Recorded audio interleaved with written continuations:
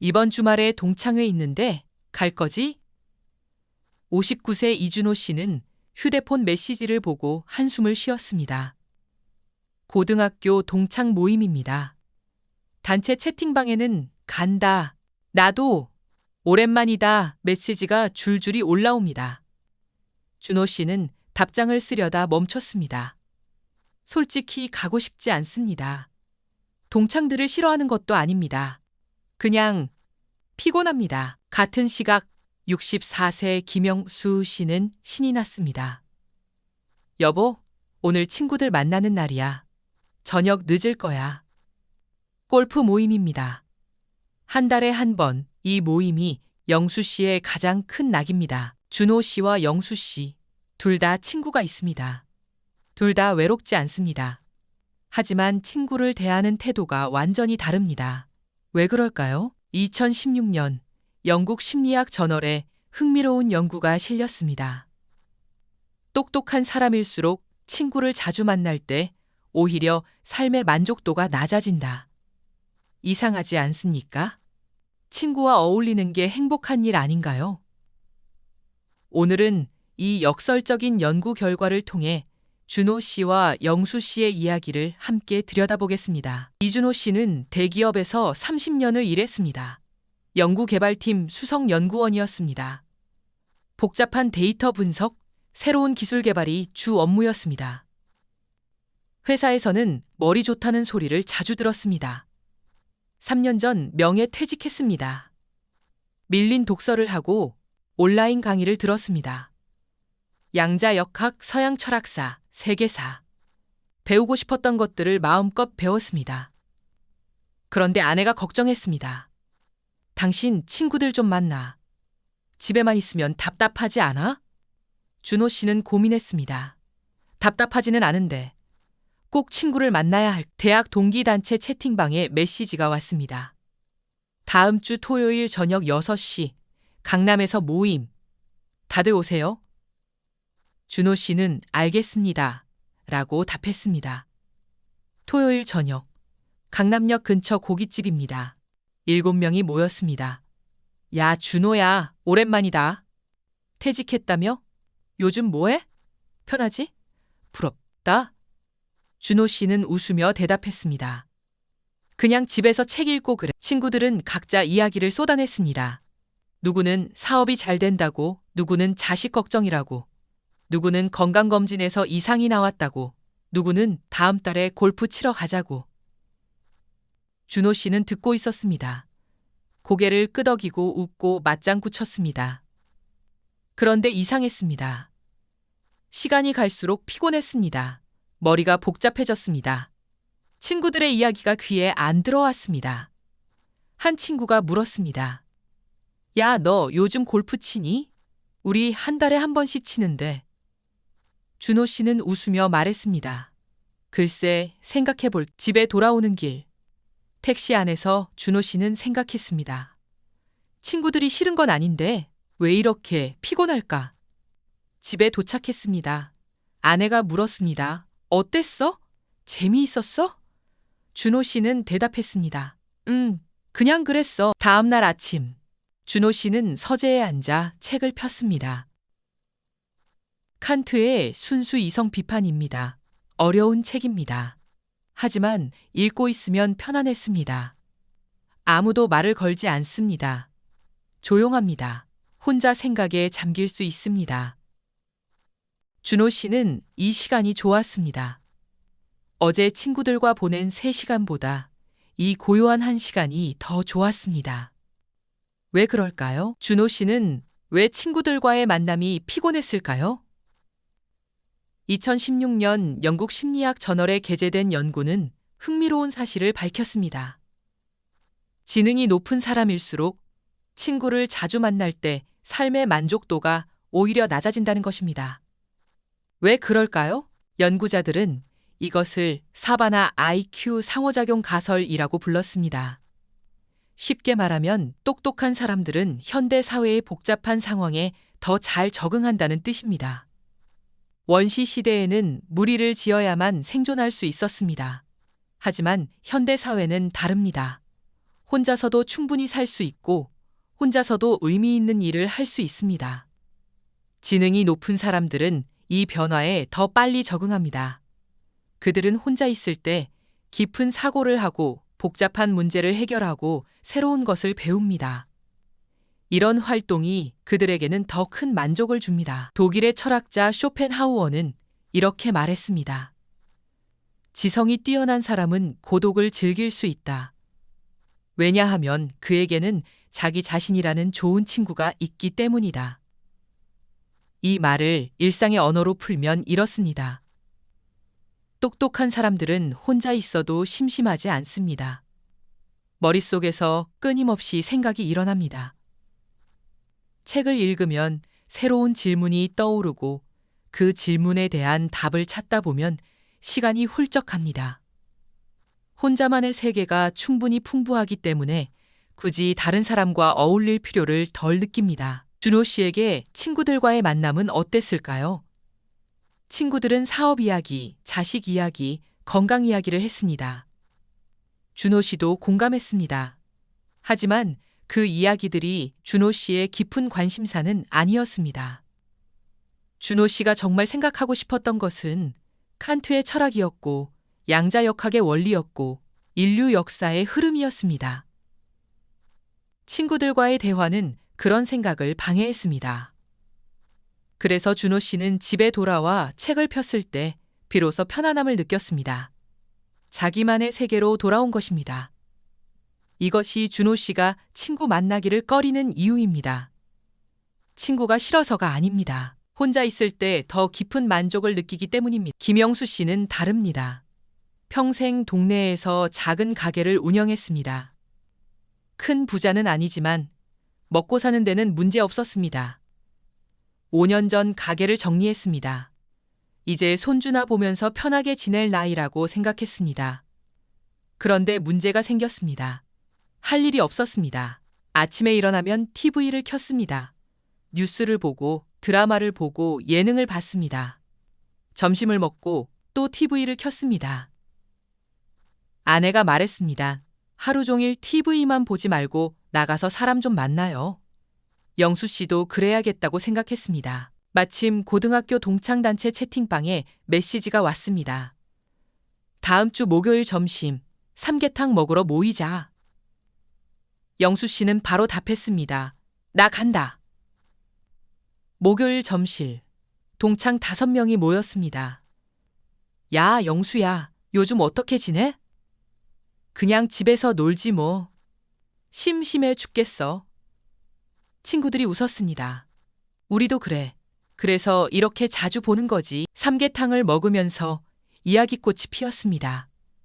누구는 손주가 귀엽다고, 누구는 며느리가 밉다고, 누구는 요즘 무릎이 아프다고, 누구는 다음 달에 부산 여행 간다고. 영수 씨는 신이 났습니다. 한참을 웃고 떠들었습니다. 야, 우리 다음 달에 골프 칠까? 좋지. 날 잡아. 집에 돌아오는 길. 영수 씨는 기분이 좋았습니다. 아내에게 말했습니다. 여보, 오늘 친구들 만나고 오니까 기분이 정말 좋네. 아내도 웃었습니다. 그러게요. 표정이 확 밝아졌어요. 다음 날, 영수 씨는 아침 일찍 일어나 산책을 나갔습니다. 동네 공원입니다. 벤치에 앉아 있는데 옆 동네 사는 김 씨가 지나갔습니다. 영수 씨, 요즘 잘 지내? 잘 지내. 김 씨는? 두 사람은 벤치에 앉아 한참을 이야기했습니다. 별것 아닌 이야기들이었습니다. 날씨 이야기, 자식 이야기, 동네 소식. 하지만 영수 씨는 그 시간이 좋았습니다. 혼자 있으면 심심한데 누군가와 이야기하면 기분이 좋아졌습니다. 집에 돌아왔습니다. 아내가 물었습니다. 산책하고 왔어요? 영수 씨가 대답했습니다. 응, 김 씨 만나서 한참 얘기하고 왔어. 아내가 웃었습니다. 당신은 사람 만나야 사는 사람이에요. 영수 씨도 웃었습니다. 맞는 말이었습니다. 저녁, 영수 씨는 친구들에게 단체 메시지를 보냈습니다. 다음 주에 또 모이자. 내가 삼겹살 살게. 친구들이 답했습니다. 좋아, 나도 간다. 영수야, 고맙다. 영수 씨는 휴대폰을 내려놓고 만족스러워 했습니다.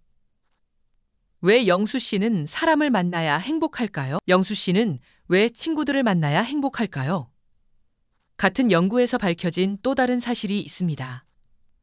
평균적인 지능을 가진 사람들은 친구를 자주 만날수록 삶의 만족도가 높아진다는 것입니다. 왜 그럴까요? 인간은 원래 사회적 동물입니다.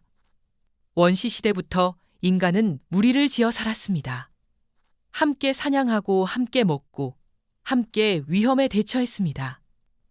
혼자서는 생존할 수 없었습니다. 이런 본능은 지금도 우리 안에 남아 있습니다.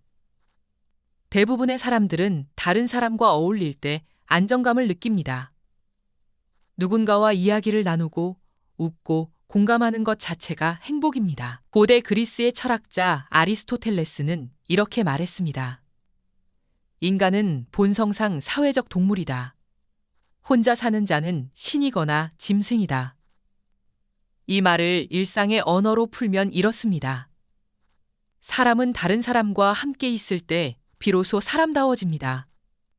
혼자 있으면 외롭고 무료하고 삶의 의미를 찾기 어렵습니다.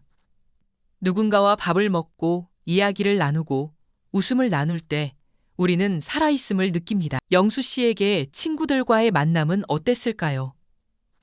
친구들과 삼계탕을 먹으면서 이야기했습니다. 특별한 이야기가 아니었습니다. 손주 이야기, 건강 이야기, 여행 이야기. 하지만 영수 씨에게는 그 시간이 소중했습니다. 혼자 집에서 TV를 볼 때는 느낄 수 없었던 활기가 생겼습니다. 친구들과 웃고 떠드는 것 자체가 즐거웠습니다. 영수 씨는 깊은 사색이나 복잡한 지적 탐구에 큰 관심이 없었습니다. 그것보다는 사람들과 함께 있는 것이 더 좋았습니다. 산책하다가 동네 사람을 만나 이야기하는 것도 좋았고, 친구들과 약속을 잡는 것도 좋았습니다. 이것이 영수 씨가 사람을 자주 만나는 이유입니다. 머리로 생각하는 것보다 마음으로 느끼는 것을 더 중요하게 여기기 때문입니다. 영수 씨에게는 혼자 있는 시간이 고독이 아니라 외로움입니다. 사람을 만나야 비로소 충전이 됩니다. 준호 씨와 영수 씨는 왜 이렇게 다를까요? 둘 다 중년입니다. 둘 다 이젠 일을 하지 않습니다. 둘 다 친구가 있습니다. 하지만 친구를 대하는 태도가 완전히 다릅니다. 준호 씨는 친구를 만나면 피곤합니다. 영수 씨는 친구를 만나면 기쁩니다. 그 차이는 어디서 올까요? 2016년 영국 심리학 저널에 게재된 연구는 이렇게 설명합니다. 지능이 높은 사람들은 현대적인 환경, 즉 복잡하고 추상적인 상황에 더 잘 적응합니다. 그들에게는 혼자 있는 시간도 충분히 의미 있습니다. 책을 읽고 생각하고 배우는 것만으로도 만족스럽습니다. 반면 평균적인 지능을 가진 사람들은 원시적인 본능에 더 충실합니다. 사람과 어울리고 대화하고 함께 웃는 것에서 행복을 느낍니다. 이것은 좋고 나쁨의 문제가 아닙니다. 단지 다를 뿐입니다. 미국의 작가이자 철학자인 헨리 데이비드 소로는 이렇게 말했습니다.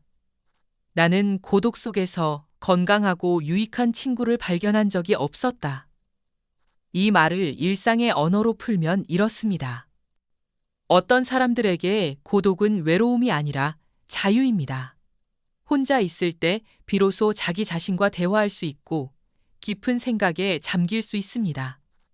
다른 사람의 의견이나 기대에 휘둘리지 않고 온전히 자기 자신으로 존재할 수 있습니다. 준호 씨에게 고독은 이런 의미였습니다. 서재에 앉아 책을 읽을 때, 아무도 방해하지 않을 때 그는 가장 자유로웠습니다. 친구들과의 대화는 그 자유를 빼앗아갔습니다. 반면 영국의 철학자 존 스튜어트 밀은 이렇게 말했습니다. 만족한 돼지보다는 불만족한 소크라테스가 낫다는 것은 사실이다. 하지만 행복의 형태는 다양하며 모든 사람이 같은 방식으로 행복할 필요는 없다. 이 말을 일상의 언어로 풀면 이렇습니다. 지적인 즐거움이 더 높은 수준의 행복이라고 말할 수는 있지만 그것이 유일한 행복은 아닙니다. 사람들과 함께 웃고 떠드는 단순한 즐거움도 충분히 가치 있는 행복입니다. 중요한 것은 자기 자신에게 맞는 행복을 찾는 것입니다. 영수 씨에게는 친구들과의 만남이 그런 행복이었습니다. 깊은 철학적 사색은 그에게 큰 의미가 없었습니다. 그것보다는 삼계탕을 먹으면서 친구들과 웃는 것이 더 행복했습니다. 그렇다면 준호 씨는 외로울까요? 아닙니다. 준호 씨는 혼자 있어도 외롭지 않습니다. 책 속의 사상가들과 대화하고 자기 머릿속의 생각과 씨름하는 것이 그에게는 충분한 연결감을 줍니다. 영수 씨는 혼자 있으면 외롭습니다. 사람을 만나야 비로소 삶이 의미 있게 느껴집니다. 그것도 괜찮습니다. 연구자들은 이렇게 결론 지었습니다. 지능이 높은 사람들은 사회적 관계의 필요성을 덜 느낀다. 이것은 그들이 비사회적이거나 냉정해서가 아니다. 단지 그들의 뇌가 다른 방식으로 만족을 얻기 때문이다. 준호 씨와 영수 씨, 둘 다 행복합니다. 단지 행복의 원천이 다를 뿐입니다. 준호 씨는 고독 속에서 행복을 찾았고, 영수 씨는 관계 속에서 행복을 찾았습니다. 어느 것이 더 나은 삶일까요? 답은 없습니다. 중요한 것은 자기 자신을 아는 것입니다. 나는 어떤 사람인가? 나는 언제 행복한가? 혼자 있을 때인가? 사람들과 함께 있을 때인가? 그 답을 안다면 죄책감 없이 자기 방식대로 살 수 있습니다. 준호 씨처럼 친구 만나기가 피곤하다면 억지로 만날 필요 없습니다. 나는 혼자 있는 게 좋은 사람이구나 하고 인정하면 됩니다. 영수 씨처럼 혼자 있으면 외롭다면 자주 사람을 만나면 됩니다. 나는 사람과 어울려야 행복한 사람이구나 하고 받아들이면 됩니다. 둘 다 정상입니다. 둘 다 건강한 삶의 방식입니다. 이 연구가 우리에게 주는 교훈은 무엇일까요? 첫째, 자기 자신을 이해하는 것입니다. 나는 어떤 사람인가요? 혼자 있을 땐 편안한가요? 아니면 사람들과 있을 때 편안한가요? 이 질문에 솔직하게 답해 보십시오. 만약 당신이 준호 씨처럼 혼자 있는 시간을 좋아한다면 주변 사람들이 친구 좀 만나라고 해도 죄책감 가질 필요 없습니다. 당신은 이상한 사람이 아닙니다. 단지 다른 방식으로 만족을 얻는 사람일 뿐입니다. 만약 당신이 영수 씨처럼 사람 만나는 걸 좋아한다면 나이 들었는데 그렇게 나돌아다니면 어떻게 같은 말에 신경 쓸 필요 없습니다. 당신에게는 사람들과의 만남이 필수입니다. 그것이 당신을 행복하게 만듭니다. 둘째, 상대방을 이해하는 것입니다. 배우자가 당신과 다를 수 있습니다. 남편은 혼자 있는 걸 좋아하는데 아내는 사람 만나는 걸 좋아할 수 있습니다. 또는 그 반대일 수 있습니다. 이럴 때 서로를 강요하지 마십시오.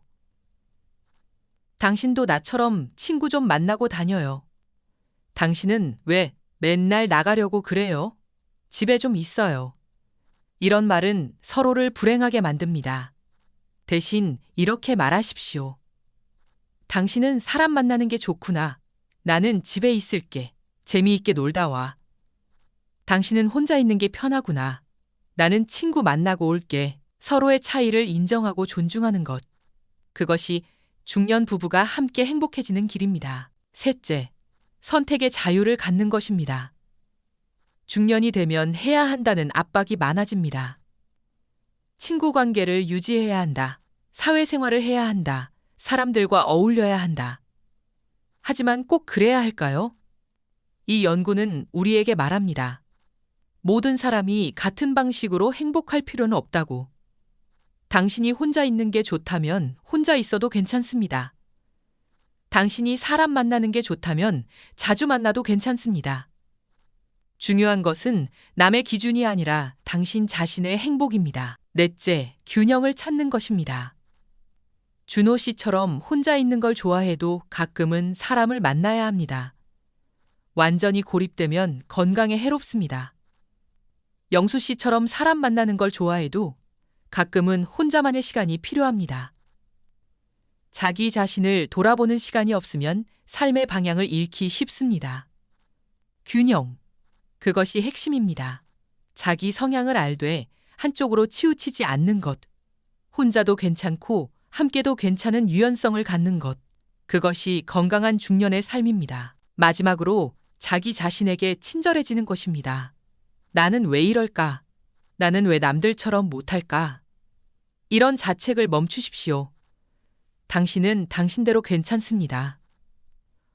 혼자 있는 게 좋든 사람 만나는 게 좋든 그것은 당신의 뇌가 작동하는 방식일 뿐입니다. 좋고 나쁨이 아닙니다. 단지 다를 뿐입니다. 자기 자신을 있는 그대로 받아들이십시오. 그리고 자기 방식대로 행복을 찾으십시오. 그것이 이 연구가 우리에게 주는 가장 큰 선물입니다. 준호 씨는 오늘도 서재에 앉아 있습니다. 책장을 넘기며 조용히 생각에 잠깁니다. 창밖은 고요합니다. 준호 씨는 이 시간이 좋습니다. 영수 씨는 오늘도 친구들을 만납니다. 카페에 앉아 웃고 떠듭니다. 시간 가는 줄 모릅니다. 영수 씨는 이 시간이 좋습니다. 둘 다 행복합니다. 둘 다 건강합니다. 둘 다 자기 방식대로 살고 있습니다. 당신은 어떤 사람입니까? 혼자 있을 때 행복한 사람입니까? 사람들과 함께 있을 때 행복한 사람입니까? 답을 아신다면 이제 자유롭게 사십시오. 죄책감 없이, 눈치 보지 않고 당신 방식대로. 중년의 삶에는 행복의 다양한 모습이 있습니다. 그 모습을 조금 더 이해해 보시기 바랍니다.